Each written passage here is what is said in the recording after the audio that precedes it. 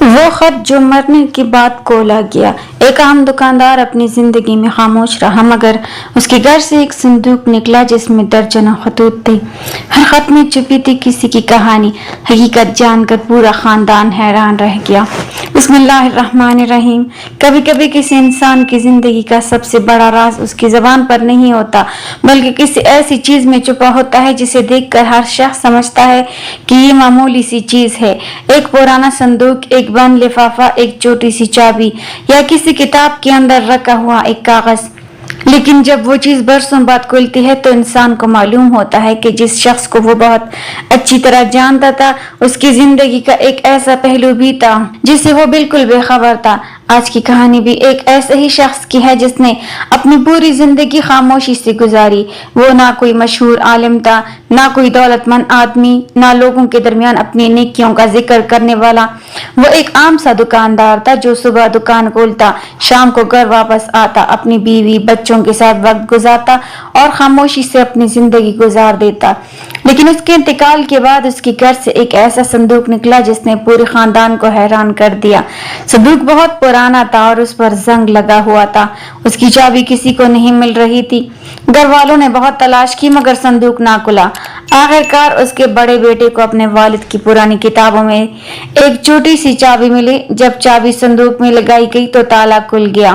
سب لوگ یہ سوچ رہے تھے کہ شاید اندر سونا، پیسہ یا کوئی قیمتی چیز ہوگی، کیونکہ مرحوم نے کبھی کسی کو اپنی مالی حالت کے بارے میں نہیں بتایا تھا۔ لیکن جب صندوق کھولا گیا تو اندر نہ سونا تھا، نہ زیور، نہ کوئی بڑی رقم۔ اندر صرف چند پرانے کپڑے، کچھ رسیدیں، ایک تسبیح اور درجنوں بند لفافے موجود تھے۔ ہر لفافے پر ایک نام لکھا تھا۔ بیٹے نے ایک لفافہ اٹھایا تو اس پر لکھا تھا، اسے اس وقت کھولنا جب میں دنیا میں نہ رہوں۔ بیٹے کے ہاتھ کانپنے لگے۔ اس نے لفافہ کھولا تو اندر صرف ایک مختصر تحریر تھی، میرے بیٹے اگر تم یہ خط پڑھ رہے ہو تو میں اس دنیا میں نہیں ہوں۔ میں نے اپنی زندگی میں بہت سی غلطیاں کی ہیں، لیکن اللہ نے مجھ پر ایک ایسا دروازہ کھولا جسے میں کبھی بند نہیں کرنا چاہتا تھا۔ میں نے کچھ لوگوں کی مدد کی لیکن کوشش کی کہ میرا نام ان کے سامنے نہ آئے۔ اگر میرے جانے کے بعد تمہیں یہ صندوق ملے تو ان لوگوں کو تلاش کرنا مگر میری نیکی کا ذکر کبھی نہ کرنا۔ بیٹا حیران رہ گیا۔ اسے پہلی بار معلوم ہوا کہ اس کا باپ برسوں سے لوگوں کی مدد کر رہا تھا، لیکن اصل حیرت ابھی باقی تھی۔ اگلی لفافے میں ایک پتے کا ذکر تھا۔ بیٹا اس پتے پر پہنچا تو وہاں ایک بوڑھی عورت رہتی تھی۔ اس نے مرحوم کا نام سنا تو اس کی آنکھوں میں آنسو آ گئے۔ اس نے کہا، وہ شخص میرے لیے صرف انسان نہیں تھا، اللہ کی طرف سے بھیجی ہوئی مدد تھا۔ بیٹے نے پوچھا، میرے والد نے آپ کے لیے کیا کیا تھا؟ بوڑھی عورت نے بتایا کہ کئی سال پہلے اس کے شوہر کا انتقال ہو گیا تھا۔ گھر میں کھانے تک کے پیسے نہیں تھے۔ ہر مہینے کے شروع میں کوئی شخص خاموشی سے راشن کا سامان دروازے پر رکھ جاتا تھا۔ اسے کبھی معلوم نہیں ہوا کہ وہ کون ہے۔ بیٹا خاموش ہو گیا۔ پھر اس نے اگلا لفافہ کھولا۔ اس میں ایک یتیم بچوں کے گھر کا پتہ تھا۔ وہاں پہنچنے پر معلوم ہوا کہ مرحوم برسوں سے ان بچوں کی فیس ادا کرتے رہے تھے، لیکن انہوں نے کبھی اپنا نام ظاہر نہیں کیا۔ پھر ایک اور لفافہ کھولا گیا جس میں ایک بیمار شخص کا ذکر تھا۔ معلوم ہوا کہ اس کے علاج کے اخراجات بھی وہی اٹھاتے رہے تھے۔ بیٹا ایک ایک لفافہ کھولتا گیا اور ہر لفافے کے ساتھ اسے اپنے والد کا ایک نیا چہرہ نظر آتا گیا۔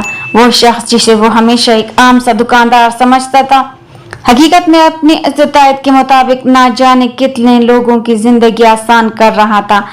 آخر میں صندوق کے سب سے نیچے ایک سرخ لفافہ رکھا تھا۔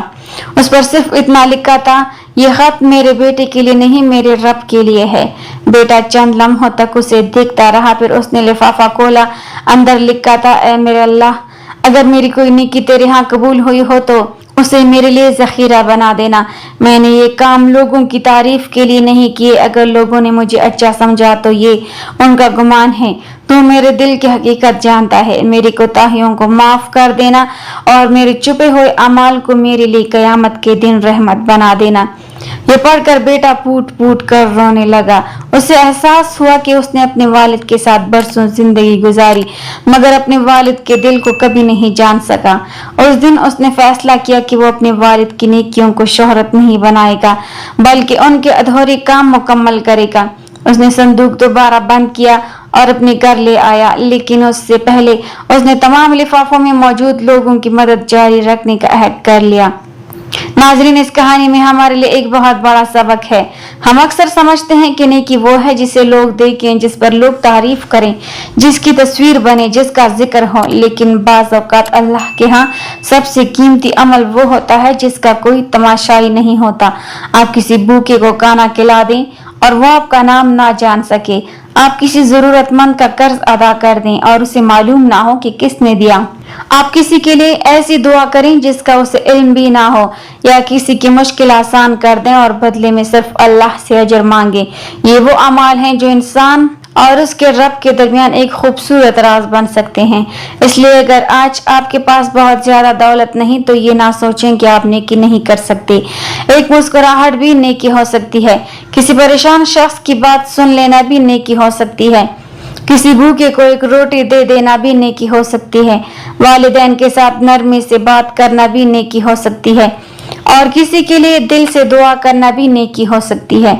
असल चीज अमल की मिकदार नहीं, अल्लाह के लिए उसका इखलास है।